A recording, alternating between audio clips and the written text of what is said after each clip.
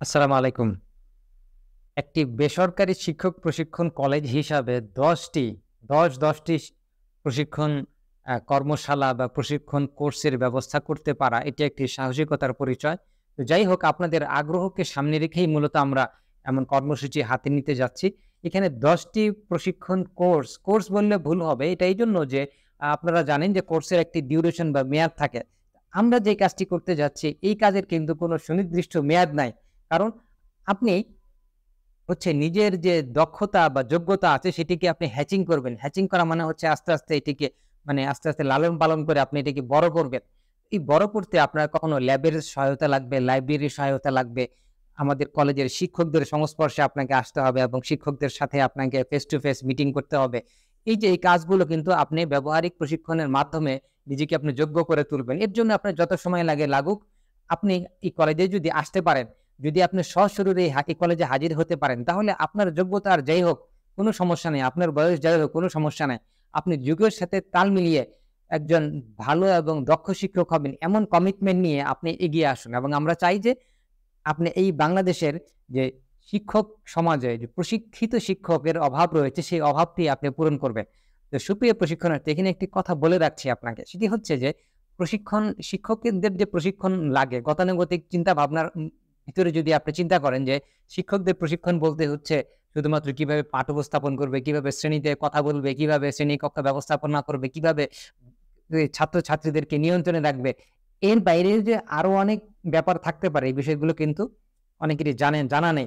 এজন্য দেখা যায় যে বছরের পর বছর শিক্ষকরা একটা প্রতিষ্ঠানে লেগেই থাকে। যাই হোক, কথা আর দীর্ঘায়িত না করে আমি এমন ৩ টি সমস্যার কথা বলব, যে ৩ টি সমস্যা আমি নিজে দেখেছি এবং যে ৩ টি সমস্যার কারণে আমরা মনে করি যে শিক্ষকদের আরো ব্যাপক প্রশিক্ষণের প্রয়োজন আছে এবং যেই জন্য মূলত আমরা এই ১০ টি প্রশিক্ষণের কথা ভাবতেছি। তো যাই হোক, যদি আপনার কাছে এই ৩ টি সমস্যার বাইরে আরো কোনো সমস্যা থেকে থাকে, তাহলে জাস্ট আপনি একটু কমেন্টে লিখে দিন। চলুন, ১ম সমস্যাটি হচ্ছে যে শ্রেণীকক্ষে পড়ানোর পাশাপাশি ইস স্কুলে বা মাদ্রাসায় আর কি কাজ রয়েছে সেটি কিন্তু ভালোভাবে জানেন না অনেকে। তো ক্লিয়ার কনসেপ্ট না থাকার কারণে একজন শিক্ষক স্কুলে বা মাদ্রাসায় পড়ানোর বাইরে, অর্থাৎ পাঠদান করার বাইরে আর কি পদ্ধতিতে বা আর কি উপায়ে অবদান রাখতে পারেন, সেই বিষয়টা অনেকেরই কাছে ক্লিয়ার না। এটা একটা সমস্যা মনে হয়েছে আমার কাছে। ২ নাম্বার সমস্যা, যে সমস্যাকে সামনে রেখে আমরা এই ১০ টি প্রশিক্ষণ আ অ অম লঞ্চ করতে যাচ্ছি বা ১০ টি প্রশিক্ষণের ব্যবস্থা করতে যাচ্ছি, সেইটি হচ্ছে যে অনেকেই যোগ্যতা এবং দক্ষতা এই ২ টার মধ্যে পার্থক্য জানেন না। আপনারা জানেন যে ২০২১ সালের যে শিক্ষাক্রমের রূপরেখা যেটা রয়েছে, সেখানে কিন্তু খুব সুন্দরভাবে বোঝানো হয়েছে যে দক্ষতা এক জিনিস আর যোগ্যতা আরেক জিনিস।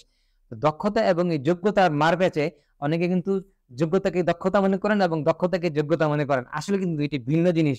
তো যাই হোক, ছোট্ট একটা উদাহরণ দিয়ে আপনি বুঝতে পারবেন। যেমন ধরুন, মাতৃভাষা বাংলার জন্য আমরা প্রাণ দিয়েছি। এটা আমরা জানি সবাই। আচ্ছা, এই মাতৃভাষায় কথা বলার জন্যই যে আবার অনেকে প্রাণ যায়, সেটি কি জানেন? অর্থাৎ অনেক সময় ঝগড়া বেঁধে যায়। কারণ ২ জন মানুষ যখন বাংলায় কথা বলে, দেখবেন যে ঝগড়া বেঁধে গেছে এবং একজন আরেকজনকে কটু কথা বলেছে, খারাপ কথা বলেছে। এটি যদি ইংরেজিতে বলতো তাহলে হয়তোবা বুঝতো না। আরবিতে বলতো তাহলে হয়তোবা বুঝতো না। কিন্তু যেহেতু মাতৃভাষায় বলেছে, একজন আরেকজনের কথা কিন্তু বুঝতে পেরেছে। সুতরাং কে কাকে কষ্টদায়ক কথা বলেছে বা কটু কথা বলেছে অথবা বাজে কথা বলেছে, এই জিনিসটি বুঝতে পারার কারণেই কিন্তু অনেক সময় হাতাহাতি হয়ে যায়। তাহলে বলুন তো দেখি, মাতৃভাষার জন্য কিন্তু একসময় প্রাণ দিয়েছে। আবার এই মাতৃভাষায় কথা বলার জন্য কিন্তু প্রাণ যাচ্ছে। তাহলে এই যে শুধুমাত্র কথা বলতে পারলেই হয় না। যোগ্যতার সাথে পরিস্থিতি নিয়ন্ত্রণ করা, যোগ্যতার সাথে পরিস্থিতি সামলানো, এটাও কিন্তু একটা যোগ্যতা। তাহলে দেখুন তো দক্ষতা এবং যোগ্যতার মধ্যে পার্থক্য আছে কিনা? এবং দক্ষতা এবং যোগ্যতার সাথে আরো যে বিষয়গুলো জড়িত রয়েছে, সেগুলো হচ্ছে যে মূল্যবোধ, দৃষ্টিভঙ্গি এবং আরো অনেক কিছু বিষয় রয়েছে, যেগুলো বিস্তারিত পরে আলোচনা করা হবে ইনশাআল্লাহ।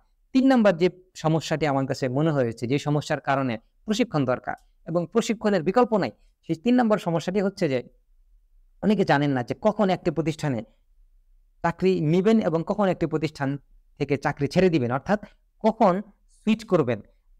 আমরা জানি যে অনেকেই দেখি যে চাকরি করতে স্ট্রোক করে ফেলেন অথবা হার্ট অ্যাটাক করেন। অর্থাৎ হচ্ছে যে তিনি কষ্ট করতে একদম বার্ন আউট হয়ে যায়। বার্ন আউট মানে হচ্ছে যে তিনি এমন একটা সিচুয়েশন এ আটকে যান যে সেই প্রতিষ্ঠানে তিনি রাখতেও পারছেন না, আবার ছাড়তেও পারছেন না। তো এই যে একটা বার্ন আউট সিচুয়েশন, এই যে একটা কঠিন সিচুয়েশন, এই কঠিন সিচুয়েশন এর মধ্যে তিনি আসলে বেশিদিন চাকরি করতে পারেন না।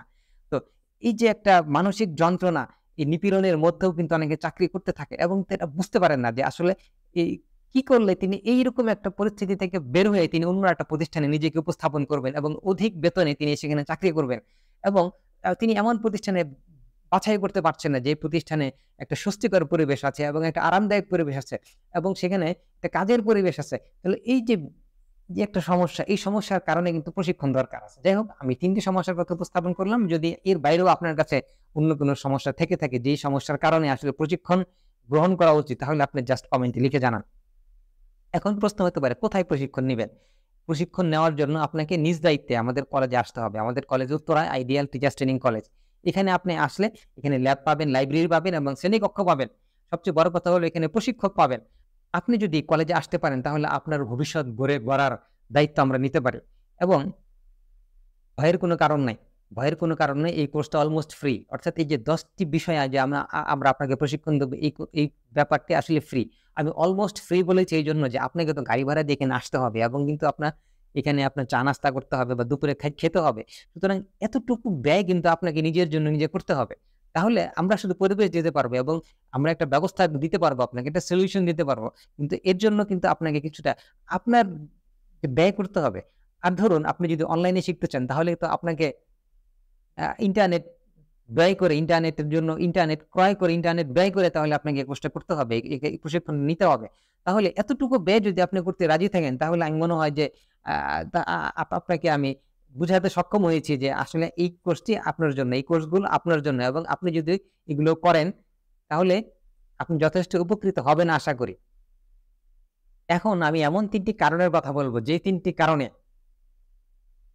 টি কারণে আপনার প্রশিক্ষণ গ্রহণ করা উচিত বলে আমি মনে করি। তাহলে ১ম এ আমি বললাম যে ৩ টি সমস্যার কারণে ৩ টি সমস্যাকে কেন্দ্র করে আমরা প্রশিক্ষণ অফার করছি। এখন আমি বলছি যে ৩ টি কারণে আপনার প্রশিক্ষণ গ্রহণ করা উচিত। তাহলে ১ম কারণটি হচ্ছে যে আপনি অধিক বেতনের জন্য প্রশিক্ষণ গ্রহণ করবেন। ২ নাম্বার হচ্ছে অধিক দক্ষতা এবং যোগ্যতার জন্য আপনি প্রশিক্ষণ গ্রহণ করবেন এবং ৩ নাম্বার হচ্ছে প্রতিষ্ঠানে বেশি কাজ করার জন্য আপনাকে প্রশিক্ষণ গ্রহণ করতে হবে। বেশি কাজ করা, কখনো কাজকে ফাঁকি দিবেন না এবং কাজ করার জন্যও কিন্তু যোগ্যতার প্রয়োজন হয়। বিষয় অনেকে আছে আমরা দেখি যে বলি যে এই লোকটা এত কাজ করে কেন? এই ব্যক্তি এত কাজ করে কেন প্রতিষ্ঠানের জন্য? আসলে বেশি কাজ সবাই কিন্তু বেশি কাজ করতে পারে না। বেশি কাজ করতে পারার জন্যও কিন্তু এক প্রকার দক্ষতা এবং যোগ্যতার প্রয়োজন হয়। তাহলে যদি আপনি অধিক বেতনের জন্য চিন্তা করেন, তাহলে অধিক বেতন কে না চায় বলেন? মাত্র ১০ থেকে ১২,০০০ টাকার জন্য অনেকে দেখেছি প্রতিষ্ঠানে নেগোশিয়েট করে এবং এই ১০-১২,০০০ টাকার জন্য চাকরি করে। অথচ ঢাকা শহরে অনেক প্রতিষ্ঠান রয়েছে যে প্রতিষ্ঠানগুলো আপনার ৩০, ৪০, ৫০,০০০ টাকার বিনিময়ে কিন্তু অনেক সময় ভালো শিক্ষক খুঁজে পায় না। তাহলে এই যে ভালো শিক্ষক যে পায় না, এটা কি শুধুমাত্র ইংরেজি জানার কারণে বা শুধুমাত্র অঙ্ক জানার কারণে? নিশ্চয়ই না। এমন দক্ষতা বা যোগ্যতা সম্পন্ন শিক্ষক তারা খুঁজছেন যে তারা শিক্ষক পান না। ২ নাম্বার কারণ হচ্ছে যে অধিক যোগ্যতা এবং দক্ষতার জন্য আপনাকে অবশ্যই প্রশিক্ষণ গ্রহণ করতে হবে এবং যোগ্যতা এবং দক্ষতার মধ্যে একটা পার্থক্য আছে আমি আগেই বলেছি। একটি উদাহরণ দিয়ে আমি বুঝাই আপনাকে। সেটি হচ্ছে যে ছোট ৫ বছরের একজন শিশু যদি ছুরি দিয়ে লেবু কাটতে পারে, তবুও কি আমরা তার হাতে ছুরি দেই? লেবু কাটার জন্য দেই না। আমরা বলি যে তুমি বড় হইলে তারপরে লেবু কাটতে পারবে। সে যতই বলুক যে না আমি তো কাটতে পারি এবং সে আপনাকে কেটেও দেখাচ্ছে। তাই বলে কি আমরা তাকে যোগ্য মনে করি? আমরা তাকে ছুরি ধরার যোগ্য মনে করি না। তাহলে এই যে যোগ্যতা অর্জন করার জন্য এবং সেই যোগ্যতা কিন্তু হচ্ছে অনেক রকম যোগ্যতা আছে। একজন শিক্ষক হিসেবে সেটি এখন বলে আর সময় নষ্ট করছি না। এই যোগ্যতা অর্জন করার জন্য শুধু দক্ষতা না, যোগ্যতা অর্জন করার জন্য। তাহলে আপনি ভালো জ্ঞান আছে, আপনার ভালো জিপিএ আছে, আপনি ভালো রেজাল্ট করেছেন, আপনি ভালো প্রতিষ্ঠান থেকে অনার্স করেছেন, মাস্টার্স করেছেন। এগুলো কিন্তু সব দক্ষতা। যোগ্যতা কিন্তু অন্যরকম ব্যাপার। তাহলে অধিক যোগ্যতার জন্য আপনাকে প্রশিক্ষণ গ্রহণ করতে হবে। ৩ নাম্বার হচ্ছে প্রতিষ্ঠানে বেশি কাজ করার জন্য। তাহলে বেশি কাজ করা বলতে কি বোঝায়? যে প্রতিষ্ঠানে কাজের সুযোগ নেই সেই প্রতিষ্ঠান আপনি ছেড়ে দিয়ে যে প্রতিষ্ঠানে কাজের মূল্যায়ন আছে, যে প্রতিষ্ঠানে কাজের সুযোগ আছে, যেই প্রতিষ্ঠানে আপনাকে কাজ দিতে পারে সেই প্রতিষ্ঠানে আপনি চলে যাবেন। তাহলে এই যে এতটুকু যদি এই প্রশিক্ষণের মাধ্যমে আপনার উপকার হয় তাহলে আমি বলব যে না আপনি একটা রাইট প্লেসে আসছেন এবং রাইট মোমেন্টে আপনি এই ভিডিওটি দেখছেন এবং আমি বলব যে আপনি প্রশিক্ষণ গ্রহণ করেন। সুপ্রিয় প্রশিক্ষণার্থীরা, যাই হোক, যদি আপনার কাছে এই ৩ টি কারণ ছাড়া আরো কোনো কারণ থাকে তাহলে জাস্ট কমেন্টে লিখে জানান। যাই হোক, এখন বলি আমরা বছরব্যাপী যে ১০ টি প্রশিক্ষণের আয়োজন করতে যাচ্ছি তার ১ম টি হচ্ছে ইনস্ট্রাকশনাল টেকনোলজি। ইনস্ট্রাকশনাল টেকনোলজি হচ্ছে অনলাইন এবং ডিজিটাল এডুকেশন। অনলাইন এবং ডিজিটাল এডুকেশন বা ডিজিটাল মাধ্যমে আপনি ইফেক্টিভ লার্নিং কিভাবে আপনি প্রদান করবেন? কিভাবে আপনি অনলাইন টেকনোলজি ব্যবহার করে সঠিক পদ্ধতিতে কম সময়ে দ্রুততার সাথে এবং বিজ্ঞানসম্মত উপায়ে শেখাবেন, এটি হচ্ছে ইনস্ট্রাকশনাল টেকনোলজি। এবং আপনি অবাক হবেন যে 1960 সাল থেকে 1980 সালের মধ্যে বেশ কিছু অনলাইন এডুকেশনের উপর জার্নাল ইংরেজিতে প্রকাশ করা শুরু হয়েছে এবং এটার উপর অনেক গবেষণা শুরু হয়েছে এবং সেই জার্নালগুলো এখনো কিন্তু নিত্য নতুন গবেষণা করছে এবং 1960 থেকে 1980 মধ্যে যে মৌলিক গবেষণাগুলো হয়েছে দেখা গিয়েছে সেগুলো হচ্ছে একেবারেই বিকাশ হয়ে বিকশিত হয়ে তারপর সেগুলো কিন্তু বড় বড় তত্ত্বে বা থিওরিতে রূপান্তরিত হয়েছে এবং সেগুলোটি কিন্তু এখন বেশ জনপ্রিয় এবং সারা বিশ্বে কিন্তু অনলাইন এডুকেশন ওই সময়কার যে চিন্তা ভাবনা ছিল সেগুলোকে আরো বিকাশ করে বা সেগুলোকে আরো আর ব্যাপকভাবে চর্চা হচ্ছে। যাই হোক, চলুন 2 নাম্বার হচ্ছে ক্যারিয়ার কাউন্সিলিং এবং ক্যারিয়ার ডেভেলপমেন্ট। ক্যারিয়ার কাউন্সিলিং এবং ক্যারিয়ার ডেভেলপমেন্ট এটি কিন্তু একটা ব্যাপক ব্যাপার। এটি কিন্তু অনেক আমরা 1 বছর মেয়াদী যে শিক্ষক প্রশিক্ষণ আছে সেই প্রশিক্ষণের মধ্যে দিতে পারি না অনেক সময়। এইজন্য আমি মনে করি যে যারা স্কুল এবং মাদ্রাসার ছাত্রছাত্রীদের ক্যারিয়ার গুছিয়ে দেওয়ার, ক্যারিয়ার গঠন করে দেওয়ার জন্য কাজ করতে চান, আপনাদের ক্যারিয়ার কাউন্সিলিং এবং ক্যারিয়ার ডেভেলপমেন্টে আপনাদের আরো সময় দেওয়া উচিত এবং প্রশিক্ষণ নেওয়া উচিত। 3 নাম্বার যে প্রশিক্ষণটি আমরা দিতে চাচ্ছি সেটি হচ্ছে এডুকেশনাল সাইকোলজি এবং ডেভেলপমেন্টাল সাইকোলজি।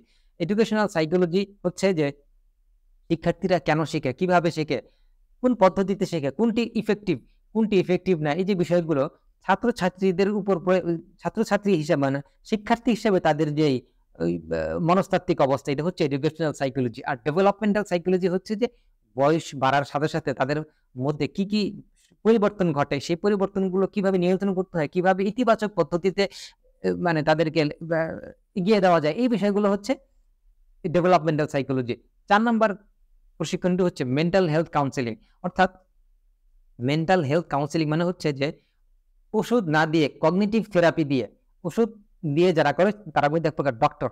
তা আমি তাদের কথা বলছি না, আমি বলছি মেন্টাল হেলথ কাউন্সেলিং। অর্থাৎ কথা বলে বা তাদেরকে তাদের আচরণ মানে তাদেরকে সামনে ডেকে বসিয়ে বুঝিয়ে শুনিয়ে যদি কারো মেন্টাল হেলথের কন্ডিশনকে আপনি ভালো করে দিতে পারেন তাহলে এটা কিন্তু একটা আলাদা ডিসিপ্লিন এবং আলাদা একটা প্রশিক্ষণের প্রয়োজন হয়। 5 নাম্বার হচ্ছে এডুকেশনাল রিসার্চ এবং ডাটা অ্যানালাইসিস। সব রিসার্চ কিন্তু এডুকেশনাল রিসার্চ না। তাহলে এডুকেশনাল রিসার্চের গণ্ডিটা আপনাকে বুঝতে হবে এবং এই গণ্ডির মধ্যে আপনি কিভাবে গবেষণা করতে পারেন সেই বিষয়টা আপনাকে বুঝতে হবে, জানতে হবে। 6 নম্বর প্রশিক্ষণ হচ্ছে কারিকুলাম এবং কন্টেন্ট ডেভেলপমেন্ট। আমরা কারিকুলাম মানে শিক্ষাক্রম, আর কন্টেন্ট বলতে আমরা বুঝি পাঠ্যপুস্তক থেকে শুরু করে পাওয়ার পয়েন্ট স্লাইড, তারপরে হচ্ছে ভিডিও বানানো, যা কিছু আছে সবকিছু কিন্তু কন্টেন্ট। অর্থাৎ কারিকুলামকে বাস্তবায়ন করার জন্য আমরা যা করবেন সবই কিন্তু কন্টেন্টের মধ্যে পড়বে। তাহলে কারিকুলাম এবং কন্টেন্ট ডেভেলপমেন্ট সেটি কিন্তু একটা হিউজ ব্যাপার, এর উপরে প্রশিক্ষণ গ্রহণ করতে হবে। 7 নম্বর হচ্ছে এডুকেশনাল ম্যানেজমেন্ট এবং লিডারশিপ। কারিকুলামকে বাস্তবায়ন করার জন্য শিক্ষা প্রতিষ্ঠান হচ্ছে যে ধরনের ব্যবস্থাপনা এবং নেতৃত্ব কৌশলের মাধ্যমে এই কারিকুলামকে বাস্তবায়ন করে সেটা কিন্তু আলাদা একটা ব্যাপার। এটা কিন্তু অফিস ম্যানেজমেন্টের মতো না, এডুকেশনাল ম্যানেজমেন্ট একটু ডিফারেন্ট। 8 নম্বর হচ্ছে এডুকেশনাল মার্কেটিং এবং এন্টারপ্রেনারশিপ। অর্থাৎ অনেকে মনে করে যে প্রচার, আমি লিফলেট বিতরণ করব, জানুয়ারি মাসে আসবে, ভর্তি হবে, এটা মার্কেটিং হয়ে গেল। আসলে বিষয়টা কিন্তু এত সহজ না। এডুকেশনাল মার্কেটিং কিন্তু অনেক জটিল বিষয়। আপনি কি মার্কেটিং করবেন? ছাত্র ভর্তি করাবেন, নাকি আপনি আউটকামকে দৃশ্যায়িত করবেন, নাকি আপনি চাহিদা তৈরি করবেন, নাকি আপনি হচ্ছে সমাজে শিক্ষার প্রভাব বিস্তার করবেন? এই যে অনেক ব্যাপার আছে, জটিলভাবে চিন্তা করলে প্রতিষ্ঠানের চাহিদা বৃদ্ধি করতে পারবেন, প্রতিষ্ঠানকে প্রতিষ্ঠিত করতে পারবেন এবং প্রতিষ্ঠানের এই যে ক্যাশ ফ্লো অর্থাৎ হচ্ছে আপনার নগদ প্রবাহ, অর্থাৎ একটি প্রতিষ্ঠানের অর্থনৈতিক সাইজ কত বড় হবে সেটিও কিন্তু আপনি নির্ধারণ করতে পারবেন। এরপরে হচ্ছে 9 নম্বর বিষয় হচ্ছে modern teaching learning methods and techniques. যুগের পরিবর্তনে অর্থাৎ এক শিশু এক সময়ে জন্মগ্রহণ করে, অর্থাৎ যুগ বলতে আমি বোঝাচ্ছি 2000 সালে যে শিশু জন্ম নিয়েছে এবং 2010 সালে যার জন্ম হয়েছে, 2020 সালে যার জন্ম হয়েছে, সবাই কি এক সমান? সবার চাহিদা, চিন্তা ভাবনা এগুলো কি সব একরকম না? তাহলে এই যে একরকম না, এটাকে আপনাকে অ্যাড্রেস করতে হবে এবং এটাকে বিবেচনায় এনে তারপরে হচ্ছে তাদের যে উপযোগী শেখানো পদ্ধতি কৌশল তৈরি করতে হবে। তারপরে যে গ্রামের শিশু, যে শহরের শিশু, যে বাংলাদেশের শিশু, যে আমেরিকার শিশু, সবাইকে সেম না। এরপরে হচ্ছে জব মার্কেট। একজন একটা জবের জন্য উপযুক্ত এবং একটি জবের এক রকম চাহিদা রয়েছে। তাহলে এই সবগুলো বিবেচনায় এনে কিন্তু শেখানো দক্ষতা ও কৌশল, শেখানো পদ্ধতি ও কৌশল এগুলো কিন্তু প্রয়োগ করার বিষয় আছে, শেখার বিষয় আছে। সুতরাং আসল modern teaching learning methods and টেকনিক্সকে আমরা কখনো মনে করব না যে আমার শেখা হয়ে গেছে। এটা সবসময় সবসময় শিখতে থাকতে হবে এবং নিজেকে আপডেট করতে হবে। 10 নাম্বার বিষয় হচ্ছে ইংরেজি এবং বাংলা ও আরবি ইংরেজি, বাংলা, আরবি এই ৩ টি ভাষা আপনাকে শিখতে হবে এবং এই ৩ টি ভাষা শিখে ভাষার যে যোগাযোগ করার ক্ষমতা সেটি কিন্তু বৃদ্ধি করতে হবে শিক্ষার্থীদের মধ্যে। তাহলে আপনি আপনার যে জ্ঞানের ভাষাগত জ্ঞান সেই জ্ঞানের স্তরকে আরো বৃদ্ধি করবেন আশা করি। এই যে ১০ টি প্রশিক্ষণের কথা বলছি, এই ১০ টির বাইরেও যদি আপনার কোনো পরামর্শ থাকে, আপনার কোনো চাহিদা থাকে তাহলে কাইন্ডলি লিখে জানাবেন কমেন্টে। আর হচ্ছে একটি কথা বলে দিচ্ছি সেটি হচ্ছে যে দিনের বেলায় আপনি প্রশিক্ষণ গ্রহণ করতে আসবেন সকাল ৮ঃ০০ থেকে রাত্র ৮ঃ০০ র মধ্যে। অর্থাৎ ৮ঃ০০ থেকে ৮ঃ০০ এই সময়ের মধ্যে আপনি আসবেন। আসলে আপনি যতক্ষণ খুশি আপনি এখানে থাকবেন। এখানে ল্যাব ব্যবহার করবেন, লাইব্রেরি ব্যবহার করবেন। আমরা আছি আমাদের সাথে কথা বলবেন। এখানে পোস্ট গ্র্যাজুয়েট অর্থাৎ যারা অনার্সে পড়ে বা অনার্স পড়ে সে পাস করে ফেলছে বা যারা বিএড করা শেষ বা বিএড চলমান শিক্ষার্থী যারা আছে এদের একটি গ্রুপ পাবেন, আপনি কমিউনিটি পাবেন। সেই কমিউনিটির সাথে থেকে তাদের সাথে আপনি কাজ করে নিজেকে আপনি যোগ্যতা সম্পন্ন করে তুলতে পারবেন। আমরা পরিবেশ দিতে পারবো। আপনাকে আসতে হবে কষ্ট করে। সবশেষে আশা করি আপনাকে পুরোপুরি বুঝাতে সক্ষম হয়েছি যে ১০ টি বিষয়ে প্রশিক্ষণ হবে। আপনি কাইন্ডলি দেখে নেন কোন ১০ টি বিষয়ে এই ১০ টি বিষয়ে আপনাকে প্রশিক্ষণ গ্রহণ করতে হবে। আর এরপরেও যদি আপনার কোনো প্রশ্ন থাকে তাহলে কাইন্ডলি লিখে জানান এবং আমাদের ঠিকানায় আপনি যোগাযোগ করুন, আসুন এবং আমাদের সাথে দেখুন, কথা বলুন, আপনি প্রশিক্ষণ গ্রহণ করুন এবং নিজের ভবিষ্যৎকে আরো সমৃদ্ধশালী করুন। এই কামনা করছি। আসসালামু আলাইকুম ওয়া রাহমাতুল্লাহ।